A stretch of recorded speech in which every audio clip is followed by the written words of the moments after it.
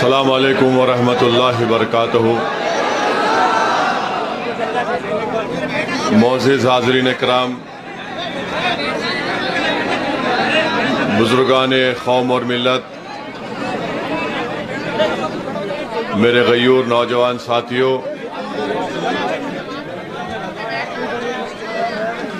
गंगापुर के मजलिस इत्तेहादुल मुस्लिमीन के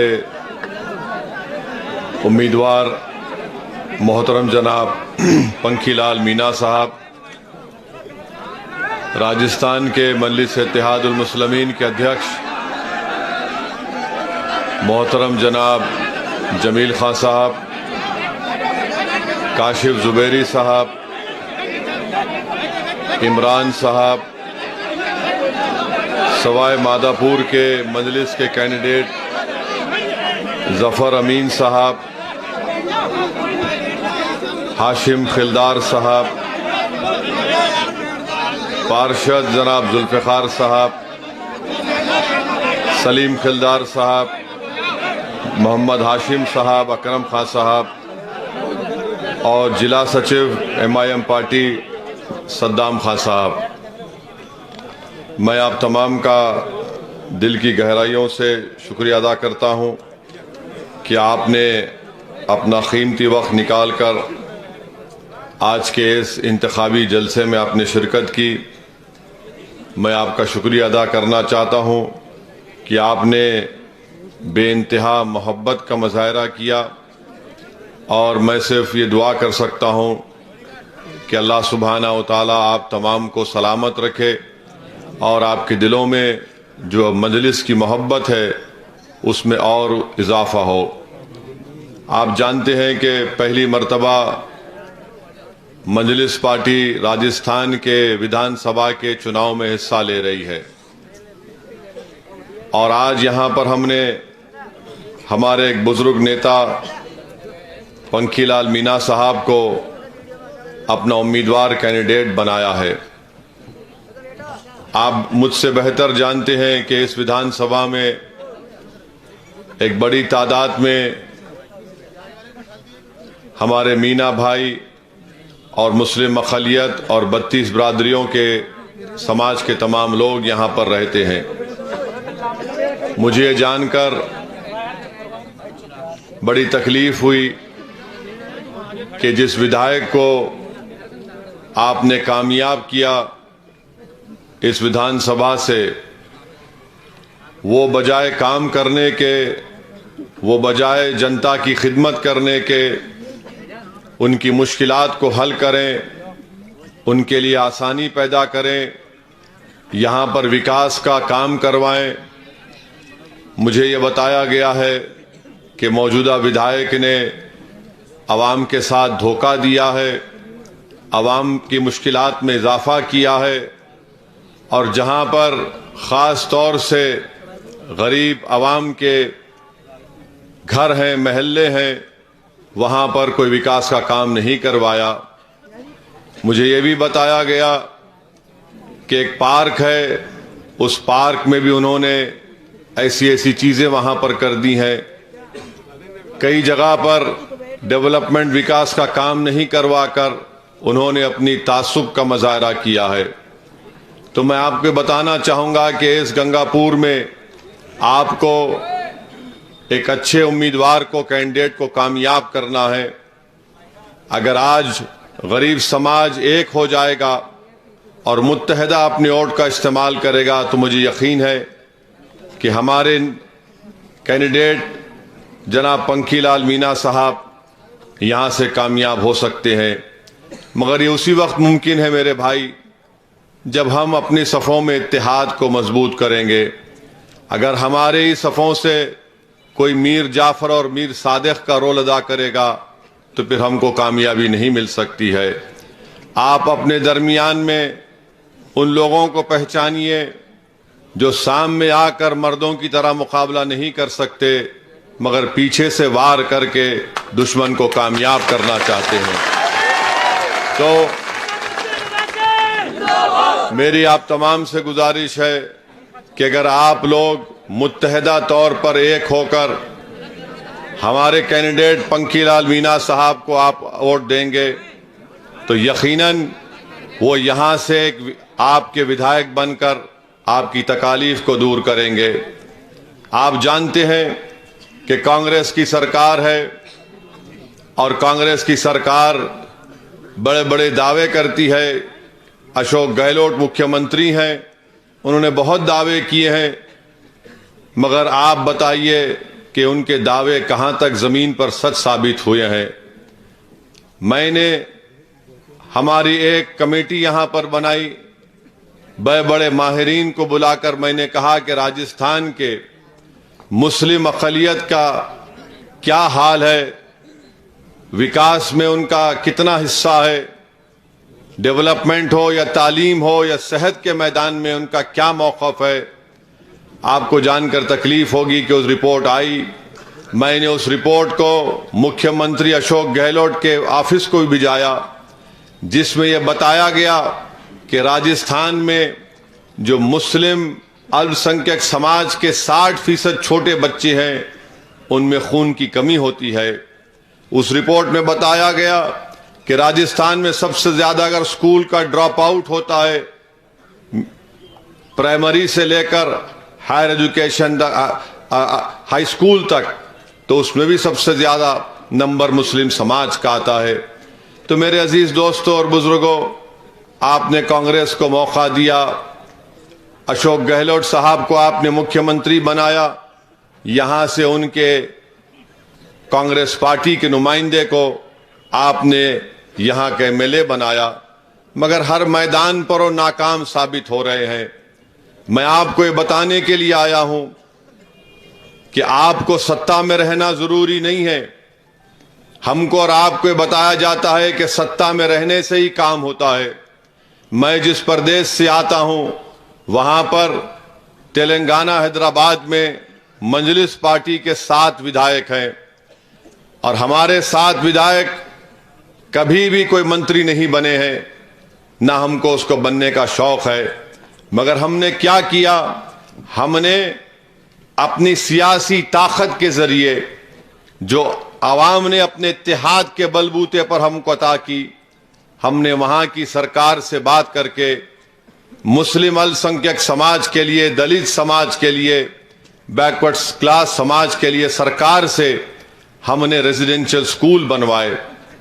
आज आपको जानकर खुशी होगी कि तेलंगाना में जितने अल्पसंख्यक समाज राजस्थान में है, उतना ही नंबर तेलंगाना में है। फर्क इतना है कि यहां पर आप मुत्तहिद नहीं है, वहां पर वो मुत्तहिद है।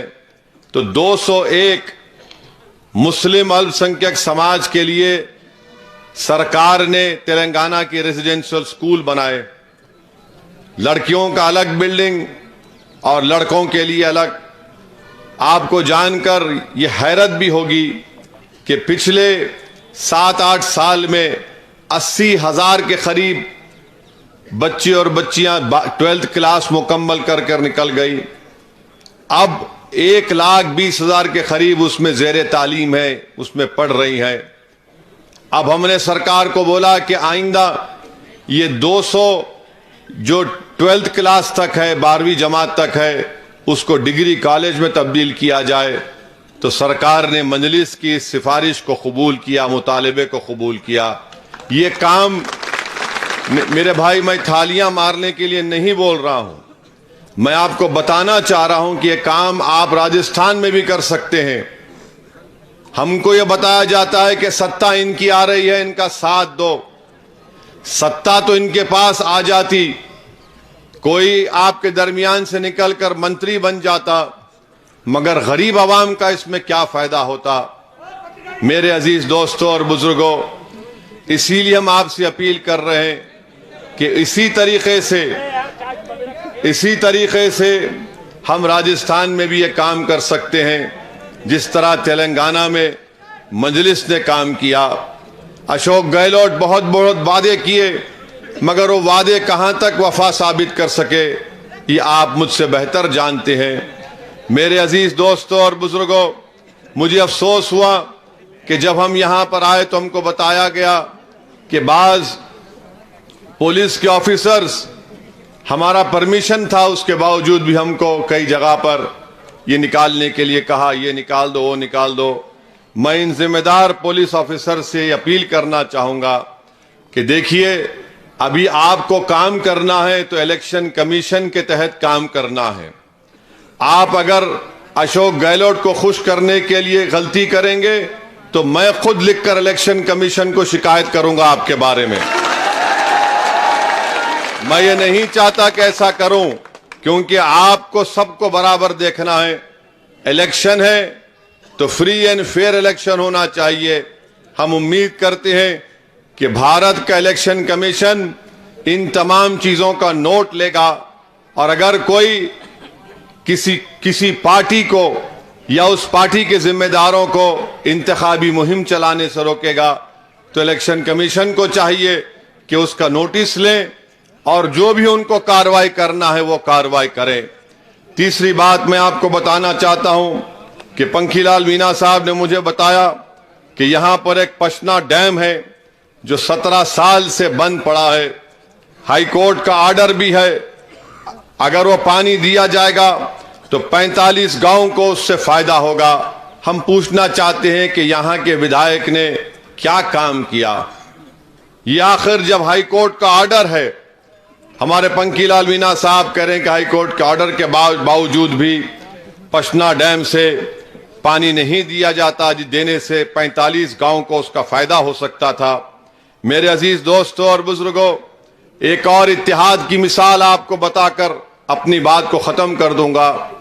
जयपुर की ट्रेन की एक्सप्रेस ट्रेन में आपने देखा होगा कि एक शख्स ने, एक रेलवे प्रोटेक्शन के ऑफिसर ने वर्दी में दहशतगर्दी का काम कर रहा था, आतंकवादी की तरह उसने 3 लोगों की का कत्ल कर दिया, हत्या कर दी। नाम पूछकर वो गोली मारता था, चेहरे पर दाढ़ी थी। 3 लोगों को उसने गोली मारकर उनको खत्म कर दिया। उसमें से एक शख्स मरने वाले का ताल्लुक हैदराबाद से था, एक मरने वाले का ताल्लुक राजस्थान से था। जब हमको खबर मिली कि हैदराबाद से रहने वाला एक बाजार घाट के इलाके का ये शख्स है, तो हमारे विधायक अकबरुद्दीन ओवैसी ने असेंबली में मुख्यमंत्री से इस बात का मुतालबा किया कि इस शख्स को मार दिया गया है और सरकार फौरन अपने तरफ से एक्स ग्रेशिया का ऐलान करे। मरने वाले की बेवा को सरकार एक नौकरी दे, और साथ ही साथ सरकार से हमने ये मुतालबा किया कि उस बेवा, मरने वाले के 3 बच्चे हैं, सरकार अपनी हाउसिंग स्कीम में से उसको 2 बेडरूम का एक फ्लैट दे।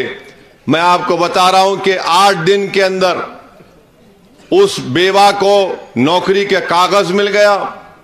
8 दिन के अंदर उस बेवा को गवर्नमेंट का, सरकार का हाउसिंग स्कीम में घर मिल गया। उस मरने वाले बच्चे जो यतीम हो गए थे, उनके अकाउंट में सरकार ने पैसे जमा करा दिए। अब आप सुनिए, अब थाली मत मारिए, सुनिए। राजस्थान में जो शख्स, एक और शख्स की जो हत्या की गई थी, उसका ताल्लुक राजस्थान से था। क्या यहां पर राजस्थान में कांग्रेस की सरकार ने, क्या अशोक गहलोत की सरकार ने उस मरने वाले पीड़ित परिवार को के लिए कुछ किया? कुछ भी नहीं किया। एक पैसा दिया? नहीं दिया। क्यों नहीं दिया? क्योंकि आप में सियासी शऊर नहीं है, क्योंकि आप इतनी बड़ी तादाद में हैं मगर आप बटे हुए हैं, और आपको बांटने का काम ये मीर सादिक और मीर जाफर की औलाद करती है। जब कभी भी आप अच्छा काम करने निकलते हैं तो ये लोग हजरत शैतान के एजेंट बनकर हमारे पीठ पर खंजर घोंपते हैं ताकि आप में इत्तेहाद पैदा ना हो जाए। जो आज MIM पार्टी को गाली दे रहे हैं, अगर आज हम गंगापुर को आए तो बहुत बताया गया हमको कि बहुत कोशिशें की गई, मगर आप बताइए इसका नुकसान किसको हो रहा है? हमको सत्ता से कोई मतलब नहीं है, हमको कोई मंत्री बनना नहीं है, ना हमको संतरी बनना है। हम यही चाहते हैं कि चाहे वो दलित समाज हो, मीना समाज हो, अल्पसंख्यक का मुसलमान समाज हो, ये सब लोग जो कमजोर लोग हैं, अगर आप मिलेंगे, अगर आज यहां से आप 25 तारीख के दिन अपना एक वोट पंखीलाल मीणा साहब को देकर अपना विधायक बनाएंगे तो यकीन मानिए ये उन गरीबों की, बेजुबानों की, कमजोरों की कामयाबी होगी जिनको दबाया जा रहा है, जिनको कुचला जा रहा है, जिनको पुलिस के जरिए अशोक गहलोत की सरकार ने परेशान किया था। आप बताइए कि आदमी मर गया ट्रेन में, मगर अशोक गहलोत की सरकार ने कुछ नहीं किया। अगर यह भी आपको समझ में नहीं आता तो नसीर और जुनैद की बात भी आपके सामने कर देता हूं। नसीर और जुनैद को घाटमीका से किडनैप करके हरियाणा में ले जाकर उनको जिंदा जला दिया गया। अशोक गहलोत मुख्यमंत्री हैं, कितने दिन के बाद नसीर और जुनैद के घर को गए अशोक गहलोत? करीब 3 हफ्ते के बाद। क्या जमील? 3 हफ्ते के बाद उनके घर, मरने वालों के घर को जाते हैं। हमको जब इत्तला मिली तो हमारे अध्यक्ष जमील खान ने और इमरान ने, जो कामा से अभी हमारे उम्मीदवार हैं, उन्होंने कहा कि आपको आना पड़ेगा। हम निकले, हैदराबाद से दिल्ली गए, दिल्ली से फिर हम वहां पर घाटमीका को गए, जुनैद और नसीर के परिवार से मुलाकात किए। मुख्यमंत्री को 3 हफ्ते लगे और क्या पैसे दिए उन्होंने? कहा कि मैं 15 लाख दूंगा, सिर्फ 5 लाख अब तक मिले। इमरान साहब बता रहे थे हमको। ये क्यों ऐसा नाइंसाफी की जाती है? आप इसलिए नाइंसाफी की जाती है कि कांग्रेस पार्टी जानती है कि आपको डराओ बीजेपी से और आप डर कर कांग्रेस को वोट दे देंगे। मैं आपको बताने आया हूं कि आपको अगर डरना है तो सिर्फ उस पाक जात से डरिए जिसने जमीन और आसमान को और हमको बनाया है। इंसानों से, मुख्यमंत्री से, प्रधानमंत्री से किसी को डरने की जरूरत नहीं है। हमको ना कांग्रेस से डरना है, ना हमको बीजेपी से डरना है, हमको ना अशोक गहलोत से डरना है, ना हमको मोदी से डरना है। अगर आप मुत्तहिद होंगे तो आपका फायदा होगा, वरना याद रखिए इसी तरह आपको इस्तेमाल किया जाएगा और आपका कोई फायदा नहीं होगा। गंगापुर से कि यहां के बसने वाले बुजुर्गों से मैं अपील कर रहा हूं, आज आप 65-70 साल के होंगे, अल्लाह आपको और सेहत दे, मगर आप अपने दिल पर हाथ रखकर सोचिए कि आप जब इस दुनिया से चले जाएंगे आप इन बच्चों के लिए क्या छोड़ के जाएंगे?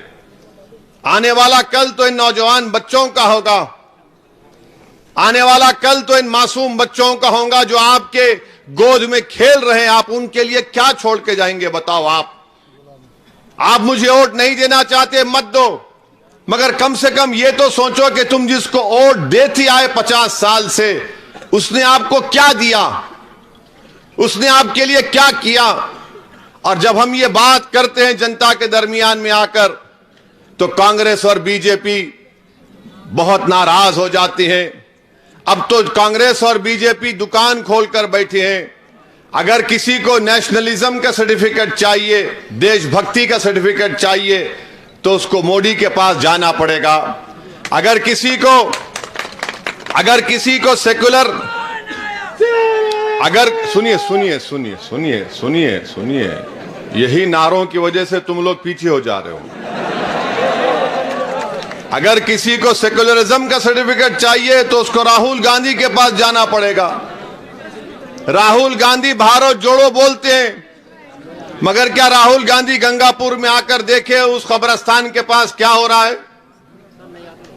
क्या उन्हें आकर देखा कि उस चमन को क्या करके रख दिया गया? नहीं पूछेंगे। मेरे अजीज दोस्तों और बुजुर्गों, इसीलिए हम आपसे कह रहे हैं कि यकीनन इस चुनाव में आप बीजेपी को और मोदी को हराइए, उनको सत्ता में आने से रोकिए, मगर इसका हरगिज मतलब यह नहीं है कि आप अपनी तकालीफ को भूल जाएं, अपनी नाइंसाफियों को भूल जाएं। मैं आपसे गुजारिश करने आया हूं कि पहली मर्तबा आपके शहर में आया हूं, आपसे दरखास्त करने के लिए आया हूं कि पंखीलाल मीणा साहब को आप अपना कीमती वोट देकर उनको कामयाब करिए। याद रखिए, अगर आप ये 2, 3, 4 समाज अगर मिल जाते हैं तो यकीनन कामयाबी आपकी होगी। मगर अगर आप के दिल में ये आकर बोलेंगे अरे नहीं ऐसा मत करो, पंखीलाल मीणा साहब नहीं जीतेंगे, बीजेपी वाला जीत जाएगा, तो फिर याद रखिए कब तक आप सिर्फ वोट डालने वाले बनेंगे, आप वोट लेने वाले कब बनेंगे? अगर आप 25 तारीख के दिन होशमंदी से और दानिशमंदी से काम करेंगे तो मुझे यकीन है कि आपका फैसला बड़ा अच्छा फैसला होगा और इससे गंगापुर का फायदा होगा। गंगापुर के ना सिर्फ मीना समाज का या अल्पसंख्यक मुसलमान समाज का, दलित समाज का नहीं, बल्कि हर उस गरीब परिवार का फायदा होगा जिनको नुकसान कर दिया गया है। तो हम आपसे ही बताने आए हैं कि आप अपना एक एक वोट पंखीलाल मीना साहब को वोट देकर कामयाब करिए और इस बात का यकीन कर लीजिए कि हम पहली मर्तबा जरूर आए हैं, यह आखिरी मर्तबा नहीं होगा इंशाअल्लाह ताला, हम बार बार आएंगे। और अगर कोई कांग्रेस के दलाल ये समझ रहे हैं कि हम आए हैं दोबारा नहीं आएंगे,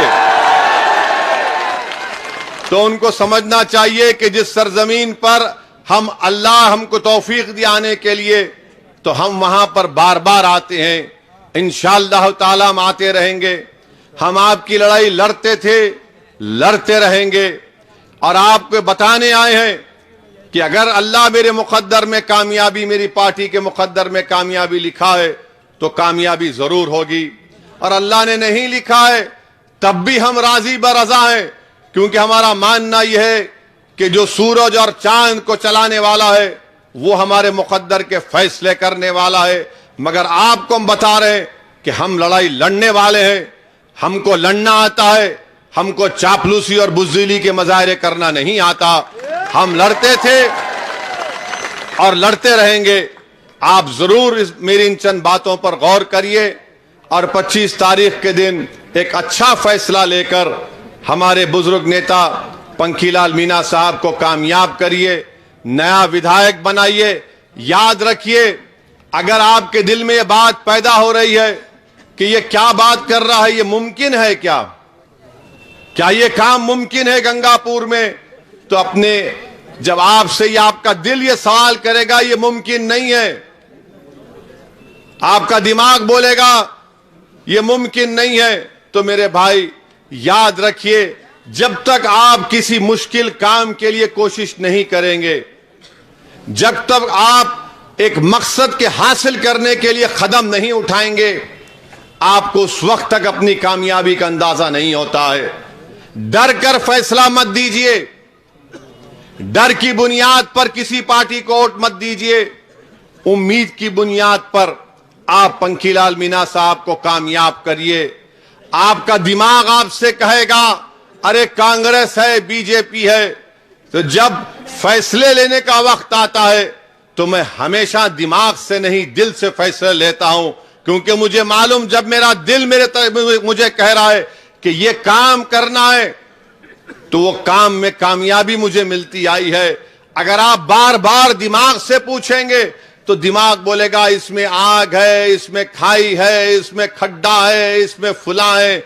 मेरे भाई, इस हमारे देश को आजाद होकर 75 साल का अरसा गुजर चुका। अगर 75 साल की आजादी के बाद भी अगर जुनैद और नसीर को जिंदा जला दिया जाता है, अगर 75 साल की आजादी के बाद भी 60% मासूम बच्चों के जिस्म में खून नहीं है, अगर 75 साल की आजादी के बाद भी पूरे राजस्थान में सिर्फ 2 रेसिडेंशियल स्कूल खोले जाते हैं अल्पसंख्यक समाज के लिए, तो खुदा के लिए एक अच्छा फैसला ले लो। डर कर मत लो, खौफ में मत लो। याद रखो, डर और खौफ 65 साल 70 साल से हमको इस मुकाम पर लाकर छोड़ दिया। हिम्मत से काम लो, अपने हौसलों को बुलंद रखो और बगैर किसी से डरे मेरी आपसे गुजारिश है कि 25 तारीख के दिन पंखीलाल मीना साहब को देकर उनको कामयाब करिए।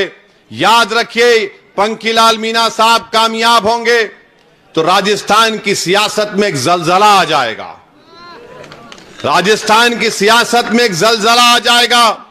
नरेंद्र मोदी दिल्ली में परेशान हो जाएंगे, अशोक गहलोत परेशान हो जाएंगे कि आखिर गंगापुर में क्या हुआ कि तमाम गरीब एक जगह जमा होकर पंखीलाल मीना साहब के हक में अपना वोट दे दिए। तो मेरी आपसे गुजारिश और मुझे उम्मीद है कि आप 25 नवंबर के दिन एक अच्छा फैसला लेंगे जिससे गंगापुर के गरीब आवाम का फायदा होगा। आपका फिर से शुक्रिया अदा करता हूं कि आप अपना कीमती वक्त निकाल कर आए। मैं आपका शुक्रगुजार हूं कि आपने मुझे इतना मान सम्मान दिया, इतनी मोहब्बत दी। मैं आपकी मोहब्बत अपने साथ लेकर जा रहा हूं और आपको यकीन दिला रहा हूं कि आपने जो मोहब्बत मुझे दिखाई है ये मेरे लिए जिंदगी भर का एक कीमती खजाना है। मैं उसको उठाकर रखूंगा और हमेशा हम आपके दरमियान में थे और आपके दरमियान में ही रहेंगे। बहुत बहुत शुक्रिया। अस्सलाम वालेकुम व रहमतुल्लाहि व बरकातहू।